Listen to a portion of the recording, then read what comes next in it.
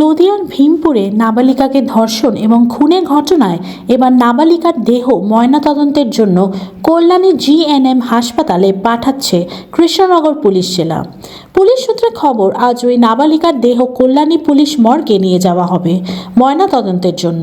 যদিও কৃষ্ণনগর শক্তিনগর জেলা হাসপাতাল ময়নাতদন্তের কথা ছিল, কিন্তু দেহ ডিকম্পোজ হওয়ার কারণে কর্তব্যরত চিকিৎসকেরা মৃতদেহ ময়নাতদন্ত করতে পারেনি, তাই কল্যাণীতে করা হবে নাবালিকার ময়নাতদন্ত। পুলিশ আরও জানায়, এই ময়নাতদন্তের ভিডিওগ্রাফি করা হবে। আজ দুপুর নাগাদ ওই নাবালিকার ময়নাতদন্ত হবে কল্যাণী ডিএনএম হাসপাতালে।